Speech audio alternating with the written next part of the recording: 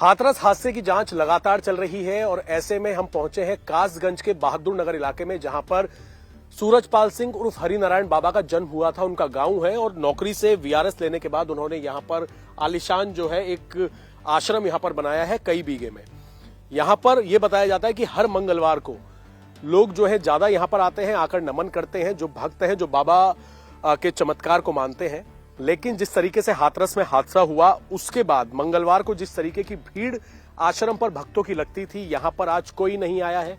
पूरी तरीके से सब कुछ खाली पड़ा हुआ है। पुलिस की टीम यहां पर मौजूद है और कुछ यहां के सेवादार मौजूद हैं। जो यहां के कुछ सेवादार हैं उनसे बात करेंगे। क्या नाम है आपका? जी, खन्ना जी के नाम से ज्यादा जानते हैं मुझे। अच्छा, राजपाल खन्ना जी। ये बताइए कि मंगलवार को बताया जाता है कि काफी भीड़ होती है आश्रम पे, लेकिन आज तो कोई नजर नहीं आ रहा। जो भक्त जन है आज कोई नहीं आया। ऐसा है साहब कि अगर परिवार में कहीं भी किसी रूम में अगर एक भी मौत हो जाती है तो कितना कष्ट होता है। और हमारे तो कम से कम 120-121 बहन भाई गए हैं, बच्चे गए हैं। तो हमारे जितने भी श्रद्धालु हैं नारायण साकारारी परमात्मा से जुड़े हुए, उनके दिलों पर कितनी ठेस होगी। तो श्रद्धा आस्था को, जहाँ श्रद्धा आस्था होती है और श्रद्धा आस्था पे जब ठेस पहुंचती है तो फिर वो जिसके दिल में ठेस पहुंच रही है वही समझ सकता है। तो अब जो भी हैं, जो मतलब जो कुछ आ रहे हैं वो आप देख रहे हैं और अपने अपने घरों पर बैठे अपने प्रभु का ध्यान कर रहे हैं सभी। तो आप लोग अभी भी सूरजपाल जी को, हरिनारायण को क्या आप प्रभु मानते हैं अभी भी? ऐसा है कि आपने सूरजपाल सिंह उर्फ भोले बाबा के नाम की जितनी मीडिया में प्रचार प्रसार किया गया है, उसके आधार पे यहाँ मीडिया वालों ने तो यहाँ तक दिखाया है कि साहब बहुत बड़ा साम्राज्य है, बहुत बड़ी महल बने हुए हैं। अगर आप कहें हैं तो मैं आपको उन महलों से रूबरू करा दूं। आप यहीं से शुरुआत करते हैं। देखो, यहाँ से शुरुआत करेंगे। हमारे साथ मैं आपको बता दूं राजपाल खन्ना जी हैं, जो यहाँ के कासगंज का जो आश्रम है उसके सेवादार हैं, मुख्य सेवादार हैं। ये हमें यहाँ की सारी तस्वीरें दिखाएंगे, हम वो तस्वीरें देखेंगे। चलिए शुरुआत कीजिए आप। सबसे पहले मैं गेट दिखा दूं। ये गेट देखिए आप, बहादुर नगर में आप आएंगे तो यहाँ पर पहले एक छोटा सा घर होता था बाबा का, लेकिन वीआरएस के बाद इस तरीके का ये महल बनता चला गया, बड़ा महल बन गया। एंट्री गेट है, एंट्री गेट के बाद ये काफी बड़ा एरिया है जो कि लोग जो यहाँ पर भक्त आते हैं उनके बैठने के लिए है। जी राजपाल जी, अब आप बताइए। भैया मैं कैमरामैन से गुजारिश करूंगा कि इधर ये जो बांस बल्ली लगे हैं, इधर अपना कैमरा घुमाएं और देखें कि ये कितना बड़ा महल बना हुआ है, कैसा महल है। ये तो सेवादारों के और पुलिस वालों के बैठने के लिए है। आप अंदर जो है वो भी दिखाइए आज। अभी दिखाते हैं, पहले इसे देख लें। देख लीजिए। ये हम लोगों के बैठने की जगह है। यहीं से व्यवस्थाओं की जो भी देख रेख होती है वो होती है। सेवादारों के बैठने की जगह से ये जगह शुरू होती है। और फिर ये देखिए, ये सफेद रंग की 4 दीवारी के अंदर यहाँ पर लोग नमन करते हैं। ट्रस्ट का यहाँ पर लिखा हुआ है कि नारायण साकार हरि चैरिटेबल ट्रस्ट यहाँ पर बनाई गई थी पिछले साल। अब इनमें क्या है सर, इस वाली जो बिल्डिंग है इसके अंदर क्या है? अब आप देखिए कि ये इधर है और इधर भी है। अब ये दीवार लगाई गई है तो ये जहाँ हम खड़े हैं आप और हम, ये आम रास्ता है।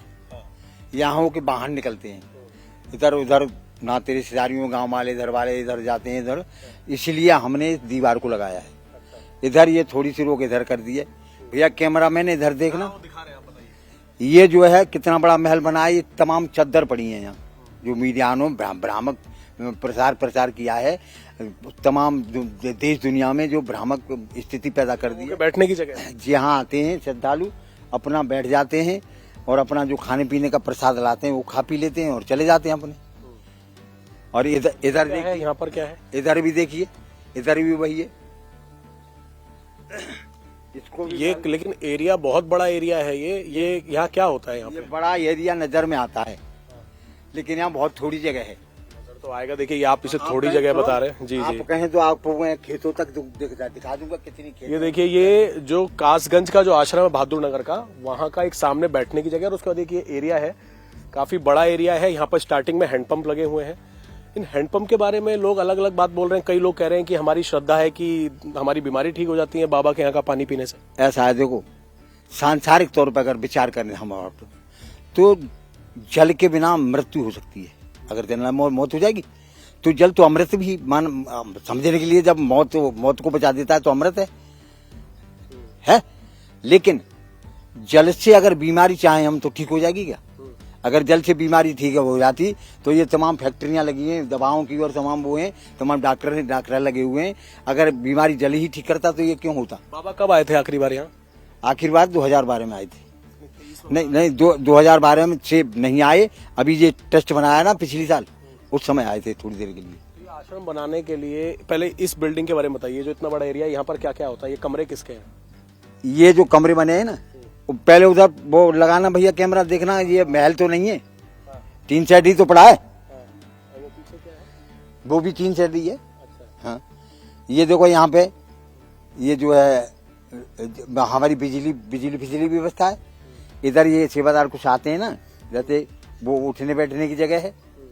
और यहाँ जैसे लोग प्रचार प्रसार कर रहे हैं ऐसा कुछ भी नहीं है, आप देख रहे हैं आपके सामने है। तो देखिए ये एरिया जो है आश्रम का, यहाँ पर स्टार्टिंग में इस तरीके से ये हैंडपंप लगे हुए हैं और कुछ लोगों की जो मान्यता है कि उनकी बीमारी ठीक हो जाती है। यहाँ के सेवादार का कहना है कि पानी की व्यवस्था है। इस तरीके से अलग अलग कमरे बने हुए हैं जहाँ पर सेवादार के ठहरने की जगह है और कोने में एक जनरेटर रूम है। तो ये तो हमने यहाँ की बिल्डिंग देखी। आगे जो ये मोर वाली बिल्डिंग है, दूसरी बिल्डिंग में हम आपको लेकर चल रहे हैं, कासगंज के बहादुर नगर का जो आश्रम है। सर ये हमने देख लिया राजपाल जी। अब आगे की जो बिल्डिंग है ये भी आश्रम का ही हिस्सा है। यहाँ पर क्या होता है? आगे चलें, आपको यहाँ भी दिखाते हैं कितना बड़ा महल बना हुआ है, क्या है। क्योंकि महल ही तो बता रहे हैं, साम्राज्य बता रहे हैं ना हम लोग। तो फिर वहां भी अंदर भी दिखाएंगे आप, वो जो बाबा का महल है जहाँ वो रुकते हैं? वो अंदर तो बताया ना हमने, आपको पहले भी बताया है क्या उनका निजी प्रवास है। यहाँ हम सेवादार हैं। अच्छा है? अच्छा। तो उसे मतलब एक बार मैं दोबारा से दिखा दूं, राजेश्वर जी दिखाएंगे आपको। वहां से हमने शुरुआत की जहां वो गेट है, एक तरफ बैठने की व्यवस्था और ये जो 4 दीवारी है सफेद रंग की, इसके अंदर सेवादारों के रुकने की व्यवस्था और साथ ही जनरेटर है। अब हम दूसरी जगह जा रहे हैं। ये आप देखिए आश्रम का हिस्सा है। बाहर इस तरीके के जो कोट्स हैं वो यहाँ पर लिखे हुए हैं, जय जयकार हो, इस तरीके के कोट्स हैं। और अब इस बिल्डिंग के हम अंदर चलेंगे। ये दरवाजा जो है, दरवाजे से जैसे हम एंट्री करेंगे तो यहाँ पर कभी बहुत पहले बताते हैं कि यहाँ पर भी सत्संग होती थी इस बड़े ग्राउंड में। हाँ, सत्संग होता था पहले यहाँ सत्संग होता था, क्योंकि हमारे पास और जगह नहीं थी। धीरे धीरे ये बाद में ही बनते रहे। पहले ये जगह थी तो इसमें बना लिया सत्संग के हिसाब से। और इधर ये अपना, क्योंकि ये आम रास्ता है, ये गांव में जाने के लिए, ये इधर नहर की तरफ जाने के लिए आम रास्ता बने हुए हैं। अब यहाँ पर देखो कितना बड़ा क्या है, ये महल जो प्रसारित कर रहे हैं। यहाँ भी देखो वही झोंपड़पट्टी, 3 साइड ही है, 3 साइड है। ये जमीन खरीदी हुई है, ये जमीन। हाँ, ये जमीन खरीदी हुई है। देखिए ये एरिया आप देखेंगे, ये जो काफी बड़ा ग्राउंड है, यहाँ पर बताया जा रहा है पहले यहाँ पर सत्संग होती थी, लेकिन 2012 के बाद सत्संग यहाँ पर नहीं हुई है। नवंबर माह 2014 से यहाँ सत्संग बिल्कुल 2014 के बाद से सत्संग यहाँ पर नहीं हुई है। पहले यहाँ पर सत्संग होती थी। तो बाबा भी यहीं बैठते थे क्या, मंच पे लगा के? हाँ, वहाँ बैठते थे, वो सामने जगह थी वहाँ पर। अच्छा। हम देखो इधर अपनी पत्नी के साथ ही बैठते हैं शुरू से? हाँ, वो तो शुरू से ऐसे ही बैठते हैं। देखो देखियो ये बांस वाली पड़े हुए हैं ऊपर, भोजन करने के लिए हमने ये व्यवस्था रखी है। बारिश हो धूप हो, उसमें यहाँ प्रसाद तो ग्रहण कर सकते हैं हम लोग। अब ये कितना बड़ा महल बना है, उन मीडिया वालों ने जो कहा है, जो मीडिया वालों ने रसोई है, सेवादारों के लिए खाना बनता है? जी। भक्तों के लिए भी बनता है खाना? भक्त तो अपना साथ लाते हैं, हमारे पास जब हम लेते नहीं तो इतना हम कहाँ दिलाएंगे, क्यों साहब? और वो क्या है, बूटी क्या है वो? बूटी प्रसाद? बूटी कुछ नहीं है, और हमारा नींबू वाला प्रसाद बनाते हैं हम अपने पीने के लिए। उस ना ऐसा कुछ भी नहीं है। मतलब हम अपने आश्रम में रहते हैं ना, ये आय रुपए से को औषधि मान लो। अच्छा ये बताइए राजपाल जी, आप कितने सालों से जुड़े हैं? सन 2000 से ही लगभग मान लो। अच्छा, लास्ट में हमने कई लोगों से बात की। एक बाबा के साथ पहले काम करते थे पुलिसकर्मी, और भी ऐसे कई लोग हैं जो बाबा से जुड़े हुए हैं, जो कह रहे हैं कि हमने कोई शक्ति नहीं देखी बाबा में, वो सब झूठ है, कोई शक्ति नहीं है। देखो ऐसा है कि अलग अलग सांसारिक तौर पर देखें तो घर में भी परिवार में 4-5 सदस्य हों तो उनके भी विचार एक नहीं होते, समझ में ना। तो यहाँ आने वालों के विचार किसी के एक हो सकते हैं क्या? अब जिसके विचार में जो आता है, जिसने जैसा देखा है वो वैसा ही तो बताएगा। ये जब यहाँ पर सत्संग होता है तो बता रहे हैं कि गांव की महिलाएं काफी आती थीं और हमने पता कि कुछ लड़कियां बता रही हैं अपने आप को कि हम गोपियां हैं, जब वो सत्संग करते थे वो नृत्य करती थीं। गोपियों का क्या कहानी है? ऐसा ये गोपी फोपी का जो है हमने तो देखा नहीं है साहब। हम तो यहाँ यहीं तो रहते हैं। हम जो आती हैं सत्संग में वो डांस करती हैं, बाबा के सामने नृत्य करती हैं, गोपियां हैं। ये डांस वांस हमने नहीं देखा है, क्योंकि हम यहाँ सेंटर पर रहते हैं और यहाँ से तो नवंबर 2014 से समाप्ति कर दिया, यहाँ तो कुछ होता ही नहीं अब। बाबा के ऊपर एक 2000 का आगरा का मुकदमा है कि किसी लड़की को जिंदा करने की कोशिश कर रहे थे, वहां पे भगदड़ मच गई थी। फिर बता रहे हैं वीआरएस लेने से पहले कोई छेड़खानी का, रेप का मुकदमा था बाबा पे। ये साहब पहले की सूचनाएं जो है ना, इनके बारे में हमें कुछ पता नहीं है, क्योंकि हम जब से आए उसके बाद में ये आपके सामने है और हम आपके सामने है जो है उसे बता रहे हैं। एक बार फिर से दिखा दूं, ये सामने सेवादारों के कमरे हैं, एक तरफ रसोई घर है, एक तरफ रसोई घर है जहाँ पे सेवादारों के लिए खाना बनता है। और 2014 नवंबर में आखिरी बार यहाँ पर सत्संग हुई थी, जहाँ पर सामने की जो जगह है वहाँ पर हरिनारायण और सूरजपाल का जो मंच है वो वहाँ पर बना था। आगे भी चलेंगे कि बाबा जब यहाँ पर आते हैं, हालांकि बताया जा रहा है कि 2014 के बाद नहीं आए हैं, 2023 में ट्रस्ट बना था एक बार, तब वो यहाँ पर कुछ देर के लिए आए थे। और अब वो जहां पर उनका प्राइवेट स्पेस है, प्राइवेट उनका घर है जहां पर वो रहते हैं, एक नया यहां पर घर बनाया है आश्रम के पास ही, उसकी तस्वीरें आपको दिखाते हैं कि बाबा जब खुद यहां पर आकर रुकते हैं तो वो कहां पर रुकते हैं और वहां क्या व्यवस्था है। हरिनारायण बाबा जब कासगंज में आते हैं, बहादुर नगर के अपने गांव में, जहां उनका अब आश्रम बन गया है, पहले एक छोटा कच्चा घर था लेकिन जहां आश्रम बन गया है, वहां पर स्टार्टिंग की 2 बिल्डिंग जहां पर सेवादारी और सत्संग होती थी, उसके अलावा एक ही आप देखिए, इसे तो आप महल कहेंगे खन्ना जी। महल देखेंगे, राजाओं महाराजाओं के महल होते हैं वो। तो हमें ठीक ठाक अच्छी खासी बिल्डिंग लग रही है। ये बिल्डिंग ही है, महल थोड़ी है। अच्छा, तो इसमें अंदर क्या क्या है? अंदर तो ये कमरे बने हुए हैं अपने, उनके मतलब वो लैट्रिन बाथरूम होंगे और कमरे होंगे, और क्या हो सकता है। तो यहाँ रुकते हैं जब आते हैं तब। अच्छा। अब तो आते ही नहीं। पर्सनल घर है मतलब यहाँ? जी, मतलब प्रवास है उनका।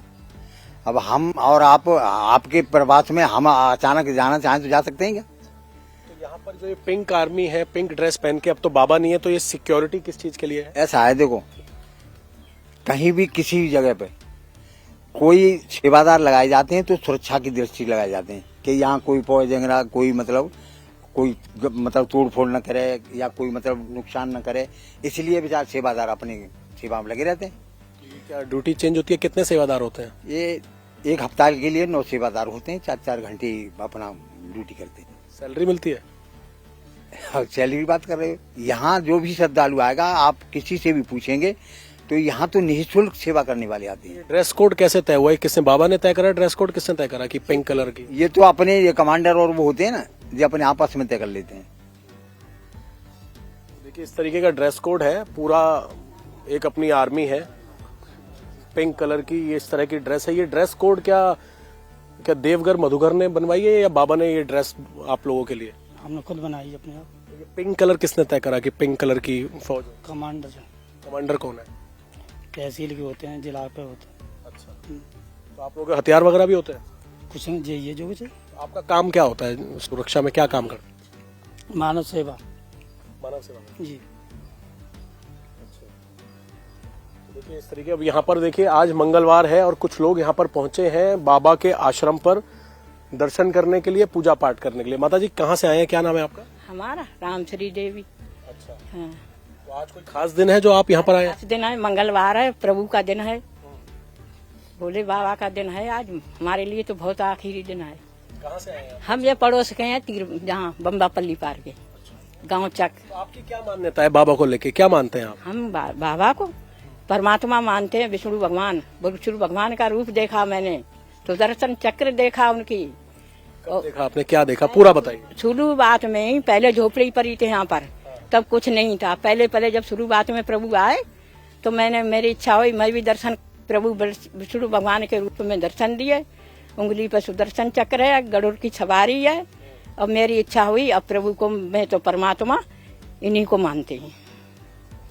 हाँ। ऐसा कोई चमत्कार आपने देखा कि कोई क्या चमत्कार करा जिससे आपका विश्वास बढ़ गया? विश्वास सब निरव चमत्कार। भैया बहन हमारे पति तनके थे बीमार, 3 महीना चारपाई से नहीं उठी, लेकिन यहाँ आने से मैंने जल भी पे आया, वो आए और वो ठीक हो गए। जल की क्या कहानी है? जो यहाँ का हैंडपंप का जल है? जल यही है, जब ये हैंडपंप सब है। तो जल से क्या होता है? जल से क्या होता है, अब आप पिए, आप उनका नाम लेकर पिए, आपको इच्छा पूर्ण होगी। जो बीमारी है उसको दूर होगी। आपका क्या नाम है, आप कहाँ से आए? मेरे सर्प ने काटा था, सब लोग करे भैया मैंने इसका चीरा लगवा दिया, इससे तुम्हारा कुछ और मेरा कुछ नहीं हुआ। मैं तो यहाँ कर जल से धो गई। जल से धो। आपने कब काटा था? आपको हो गए 5 साल है। क्या हुआ था?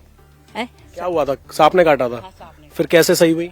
ऐसे ही ठीक हो गए। सब लोग गए वहाँ डॉक्टर से जाओ वहाँ जाओ, मैं कहीं नहीं गई। मैं तो प्रभु के विश्वास में रही, मैंने जल पिया, जल से धोया और कुछ भी नहीं हुआ। ये बताइए कि मतलब कोई दवाई ववाई भी देते हैं बाबा? नहीं तो क्या बोलते क्या है कि मैं भगवान हूँ? नहीं, अपने को भगवान वे नहीं बोलते हैं। मैं तुम भगवान उन्हें मानते, मैं वो नहीं बोलते। वो खाली प्रवचन देते हैं कि नारायण साकार हरि की संपूर्ण ब्रह्मांड में सदा सदा के लिए जय जयकार, वो जय जयकार, उसी को हम लोग। आप कहाँ से हैं? कहाँ से, कौन से गांव से? मैं मिरेची से आई हूँ। वंदना नाम है मेरा। तो आज कोई खास दिन मंगलवार को आप लोग यहाँ आए? हम मंगलवार को यहाँ आते हैं और परमात्मा की कृपाएं लेते हैं, अपने हरि की कृपाएं लेते हैं। तो आपका विश्वास कब से जुड़ा है? मेरा विश्वास 2009 से जुड़ा है। जब हरि परमात्मा मिरेची में आए थे तो मैं उससे पहले नहीं जुड़ी थी, ना मुझे इनका कुछ पता था, कुछ जानकारी नहीं थी। जब ये मिरेची में आए थे तो हम अपने ऊपर छत पर सो रहे थे, तो हरि परमात्मा ने मुझे आवाज लगाई, मेरा नाम लिया और मुझे बोला था कि वंदना जी उठिए, मैं आपकी मिरेची में आ गया। तो उसके बाद मैंने अपने पति को बोला, मैंने सुनो ऐसे ऐसे आवाज आई है। तो इन्होंने बोला कि आज तो भोले बाबा आ रहे हैं। तो मैं तो जानती नहीं हूँ। तो फिर मेरा मन ने कहा कि चलो मैं देखती हूँ जाके। अच्छा, मैं बेसिक में टीचर भी हूँ। तो फिर दूसरे दिन मैंने छुट्टी ली, अपनी सीएल ली और मैं सत का साथ करने के लिए बाग में ग्राउंड में पहुँच गई। तो वहाँ मैंने सत का साथ किया। उसके बाद में जब फिर मैं शाम को सोई तब हरि परमात्मा फिर आए थे मेरे पास और फिर उन्होंने बोला था कि वंदना जी मैं आपकी मिरेची से जा रहा हूँ। फिर मैंने उनको गाड़ी में बिठाया, उनको विदा किया है। उसके बाद मैं तन मन से जुड़ गई। मैंने फिर पीछे मुड़ के कुछ नहीं देखा। मैंने कहा अगर परमात्मा है। आप तो टीचर हैं, अब कई लोग कह रहे हैं कि कोई शक्ति नहीं है, ये तो नॉर्मल इंसान है, इंसान को भगवान क्यों बना दिया? आप तो पढ़े लिखे हैं। ऐसा है, सुनिए, जब कोई कृपाएं कहीं होती है, अगर आपके ऊपर कोई कृपाएं हो जाए, कैसी भी हो जाए, अकस्मात हो जाए, कुछ भी हो जाए, तो आप यही तो कहेंगे कि हरि परमात्मा की कृपाएं, यही तो बोलेंगे आप। अब तो आप बताइए। तो क्या सत्संग जब यहाँ पर होती है या जब भी आपने देखा होगा आश्रम में, तो क्या क्या होता है अंदर? यहाँ पर अंदर भैया देखो, पहली बात तो इसमें अंदर जाने की कोई इजाजत नहीं है। हम यहाँ से गेट से अंदर नहीं जा सकते। दूसरी बात, जब प्रभु का पांडाल लगता है तो 25-30 फुट की दूरी पर लगता है। वहाँ से दूरी पर बैरिकेडिंग लगा होता है, प्रभु की रेलिंग लगी होती है और रेलिंग से भी 2 फीट पीछे महिलाएं बैठती हैं, पुरुष बैठते हैं, भैया अलग बहनें अलग बैठती हैं। तो वहाँ पर परमात्मा के पास तो जाने की तो बहुत दूर की बात रही।